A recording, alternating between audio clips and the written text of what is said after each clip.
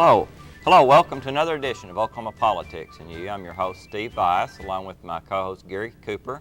This evening, our guest will be Stephen Jones, an attorney from Enid. If you have followed any of the activities that came out of North Carolina with the Duke lacrosse case, we saw a situation where a prosecutor, Mike Nifong, was out of control and he was abusing his office and a vendetta against some innocent individuals. Many people feel like there's a possibility such a similar situation is occurring here in our state, that we have our own Mike Nifong, and he's not just a district attorney, he is the Attorney General of the state of Oklahoma, Drew Edmondson. Strong words? Well, we're going to talk to our guest this evening, Stephen Jones, and talk a little bit about that. But Mr. Jones, welcome to the program this evening. Thank you, Steve. Pleasure to be here. And before we get into Mike Nifong, or rather Drew Edmondson, let's talk a little bit about your background. And I know that you were our candidate for Attorney General in 1974. And our candidate for the U.S. Senate in 1990. That's correct. What other political experience have you had? Well, I served briefly as Republican State Chairman, and I'm on the Republican State Finance Committee. I worked as Richard Nixon's research assistant, personal assistant, before he became president in 1964 in New York City. And I worked in Washington for several years, up on the Hill as administrative assistant, legislative assistant to Don Rumsfeld.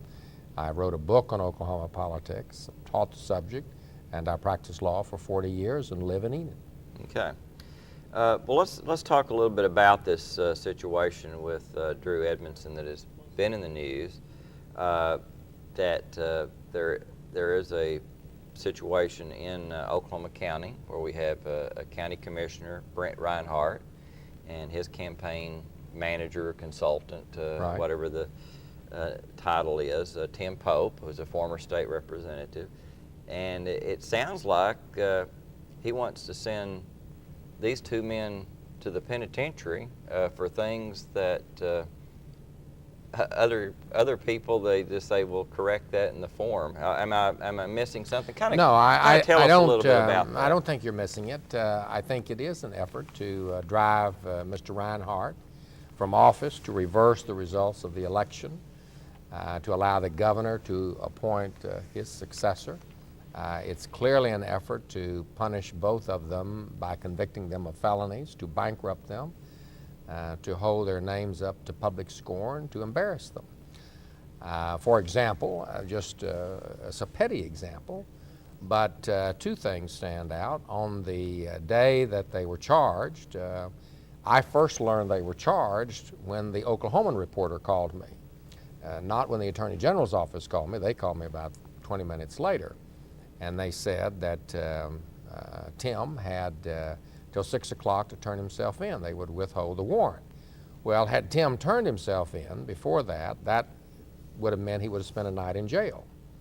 So Tim spent the night somewhere else, and at 8 o'clock that night, two policemen who were obviously uncomfortable and embarrassed being there from Mustang showed up at Tim's house with the OSBI agent, Mr. Cusick, looking for Tim. Now, I don't know how many crimes were committed that night in Oklahoma County, but I doubt that it was a very good use of law enforcement resources to have 3 officers go out to arrest somebody who had a lawyer who was charged with campaign finance violations.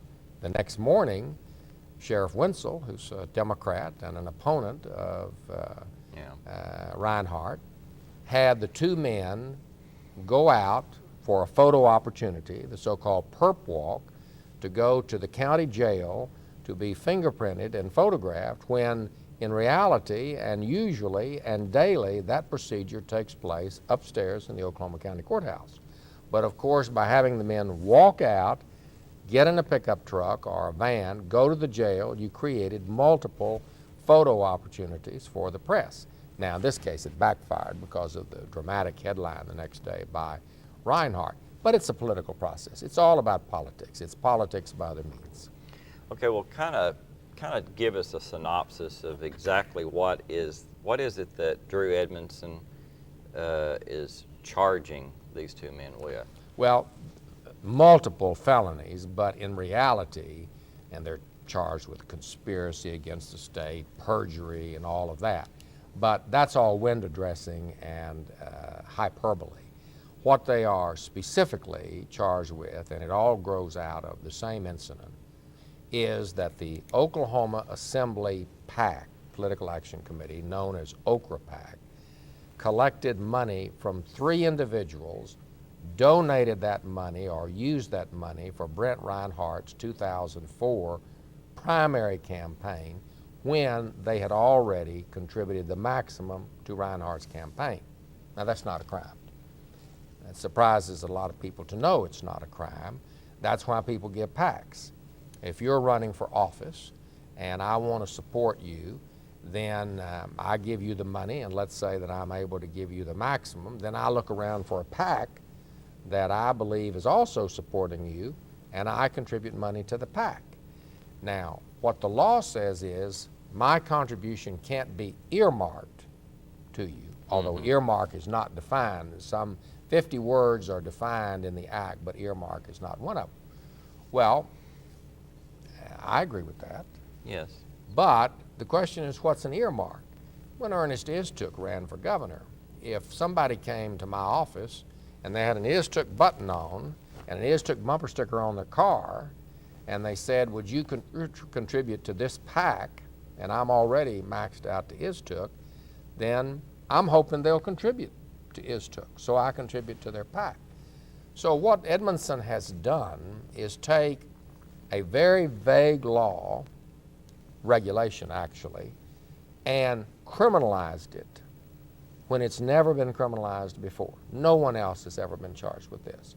Not to mention these extravagant charges, which is Charles Rogers' masterpiece of conspiracy against the state and perjury. Well, I know that OKRA, the Oklahoma Republican Assembly, it's not up to Tim Pope to just decide how the PAC gives money. They vote on who to support. And so I don't, it just baffles me. I mean, because the local Okra PAC voted to support Brent Reinhardt, which made him eligible to receive a contribution not only that, from the PAC. But Reinhardt was a member of the Oklahoma Republican Assembly. Yes. And the whole reason, as you know, that these Republican Assembly, well, I shouldn't say the whole reason, but they have their genesis in the California Republican Assembly, which started in the late 50s or early 60s, which endorsed Republicans in the primary, as opposed to the general Republican organizations, which wait until after the primary. And what happens is that these Republican assemblies generally support opponents of 3 types of would-be Republicans. Rhino Republicans, which are Republicans in name only, which is what Brent Reinhardt's primary opponent was, or Republicans who break party discipline, or Republicans who really, they're convenient Republicans. They don't do anything to help the party or to help their fellow Republicans. So the Republican assemblies look for people and endorse people to take those types of Republicans out of the primary. So the endorsement of Reinhardt, who was running against a Rhino Republican and who was a member of the Republican Assembly, and who had been endorsed by them, it was only natural that they supported. Yeah, it didn't surprise me at all. Now I suppose that Drew Edmondson, fortunately for him, he's never violated any campaign. Well, that's of course the first criticism of it is its criminalizing behavior that has not been prosecuted. The second criticism of it is that instead of just charging it for what it is, we make it sound as though Reinhardt and Pope were involved with Mark Rich and Bernie Ebers in some giant conspiracy. It's blown all out of proportion. And the third thing is, when you point the finger at somebody, 4 fingers point back at you. So the Attorney General has 100, at least more than 100 campaign violations. Kim Holland, who's a state official, insurance commissioner, has 444. And what I think is the most ironic is that the person that Drew asked to be the special prosecutor, the Rhino Republican up in Stillwater, Rob Hudson, has 244. And yet, notwithstanding his 244 violations, Edmondson's over 100, they charge Pope and Reinhardt. Now, that's clearly going after your political opponents. And most definitely. Now, the very name, the Ethics Commission, I remember back when it was first created, that one of its opponents was former state senator at that time, Jerry Pierce, right, who made some very, he looks like a prophet now. He said this will be used by political opponents. And that's what it's been used by. Now, I think he was thinking more about just make you look unethical. I don't know if, I don't remember if Jerry Pierce actually said your opponent will charge you with crimes, but... No, but it shouldn't be called the Oklahoma Ethics Commission. It is purely a regulatory agency in which you file reports and the public can get them of campaign expenditures and contributions. It's nothing to do with ethics. I mean, I suppose maybe they regulate some type of ethics of state employees, although that's certainly not what they're known for. It should be called what it is, the Oklahoma Election Finance Regulatory Commission. But instead, by giving it the name ethics, it appears that people that they're after are, quote, unethical. When all of these rules, there's very little case law, the definitions are confusing, the applications are confusing, but the director, Marilyn Hughes, has appointed herself by her public announcements as the czar of what these rules mean. And often Marilyn is mistaken. Last year, for example, there was an organization in Texas, Just the Facts America, which ran some television ads that allegedly were critical of Kim Holland. Well, both Drew Edmondson, to help out his fellow Democrat, Kim Holland, and Marilyn Hughes announced that those ads were illegal. They should regulate by the Oklahoma Ethics Commission. They needed to register with the Oklahoma Ethics Commission. After the election in December, a federal district court in Washington, D.C. struck down the federal law that is almost word for word the same as the Oklahoma law as a violation of the First Amendment. You know, I sent Marilyn a copy of that opinion twice, and she didn't acknowledge it. Yeah.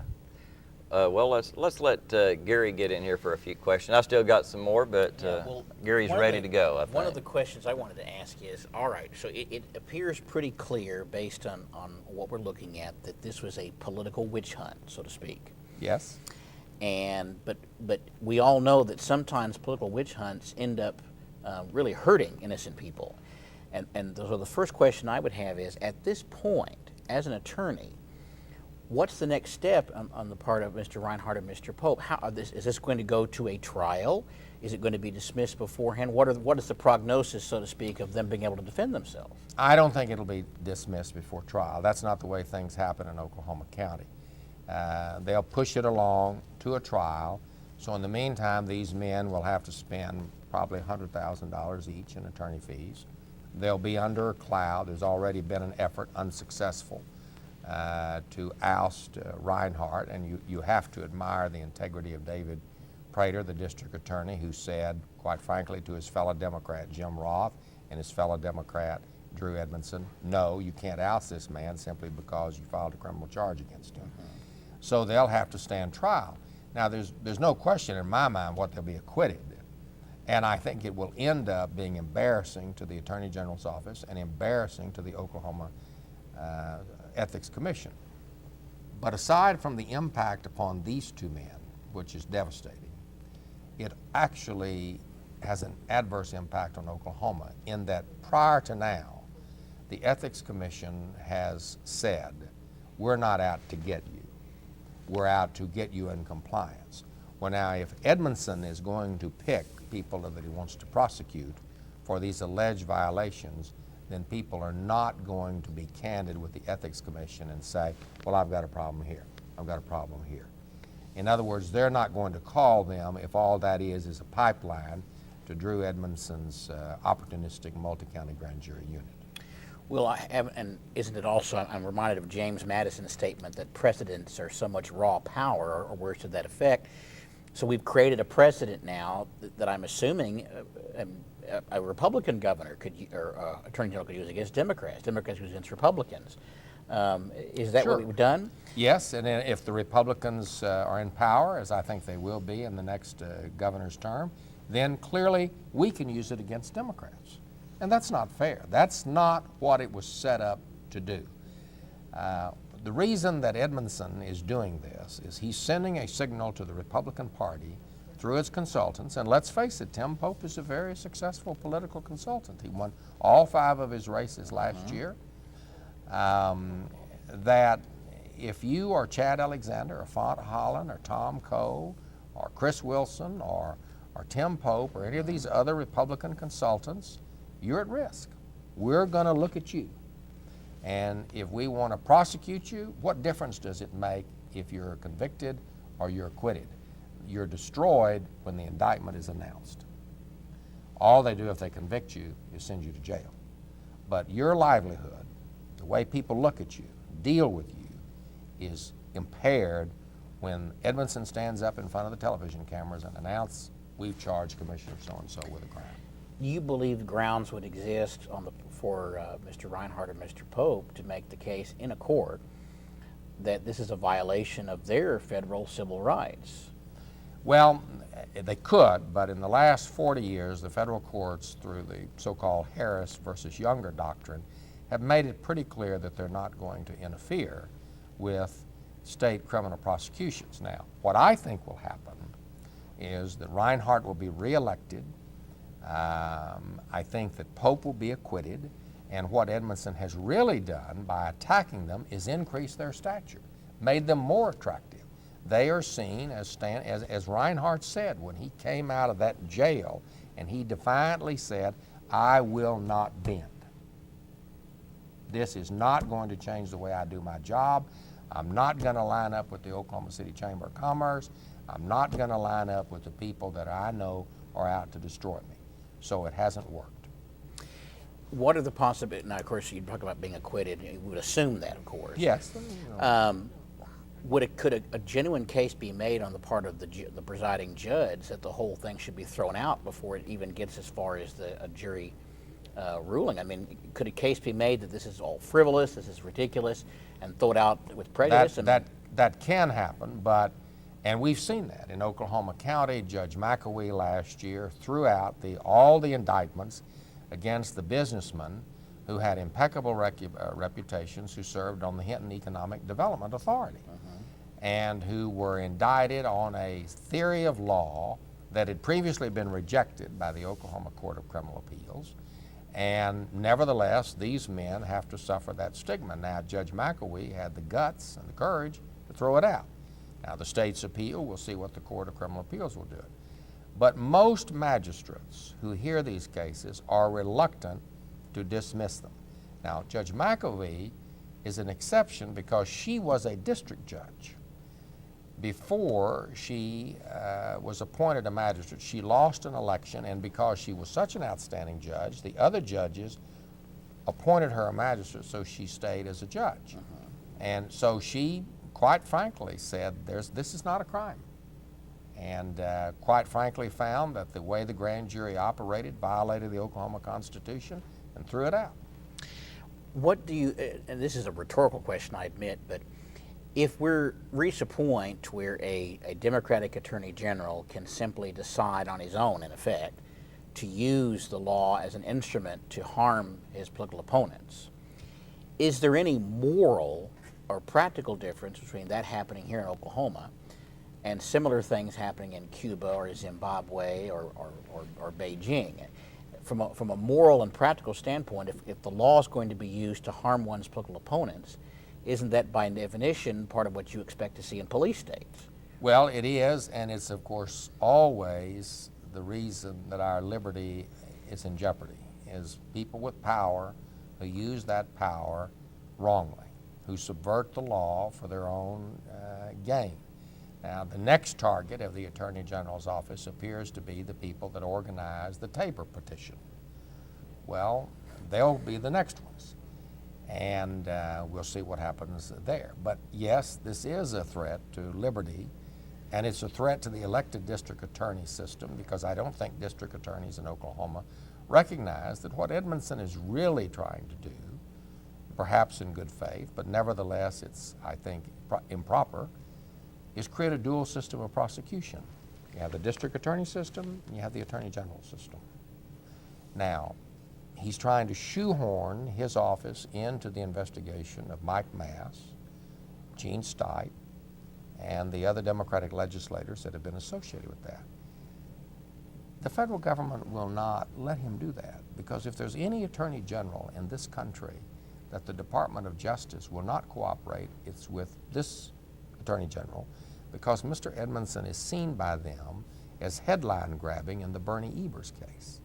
At a time when that massive fraud was under investigation, Edmondson, if you'll remember, charged Ebbers in Oklahoma, jeopardizing all of the work that the federal government had done. And he had to back down, and they forced him to back down. And so it's clear that it's opportunistic, it's trophy grabbing, it's headline grabbing. It's not the way we do business in Oklahoma.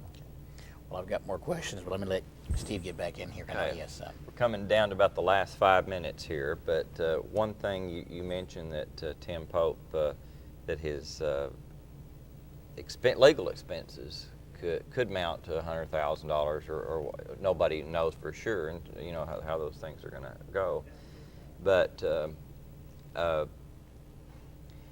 we can't openly solicit funds on the program, but for Tim Pope. But if anyone is, I just would like to mention, if anyone is interested in helping Tim Pope, if they'll call me, then I can talk to them about how they can help Mr. Pope on that. But Drew Edmondson, the way he's handled his whole office, like he's been involved in suing the tobacco companies and suing the poultry farmers and all this sort of thing. And one of the side effects of that is that he has contracted out some of this prosecutorial work, legal work, to certain individuals. And it's interesting that many of the people that he has contracted out to have been contributors to his campaign. I wonder if somebody could possibly make the case there that there's a quid pro quo going on. We don't know there's a quid pro quo, but clearly much of the state's legal business is contracted out to private firms, and the Riggs Abney firm is a large recipient of it, about $40 million worth. But they're not the only one. They're very capable lawyers, but the Attorney General has capable lawyers. A lot of that work should be done in-house. Edmondson had a very good record, I thought, the first 6 years. But in the last 2.5 years, it seems to me that much has gone awry. And it's disappointing to see such a gifted public servant steer off the path. Yeah. And I know that we got about 2 minutes left here, but I did want to point out, one of the things that Drew Edmondson has been lauded for I've talked to some district attorneys, and they go, well, he's real strong on the death penalty. But I just wanted to, if I could here, read a quote. And he was talking to the Death Penalty News, an anti-capital punishment publication. And he said, I'm an optimist. I think the time may come when we can fix it medically. We can figure out what causes someone to take another person's life and fix it. This seems like something out of a science fiction novel. Well, it's also something out of the Third Reich. They had some interesting experiments there and the Soviets, by sending people like Alexander Solzhenitsyn and other critics to these mental hospitals to fix them. Yeah.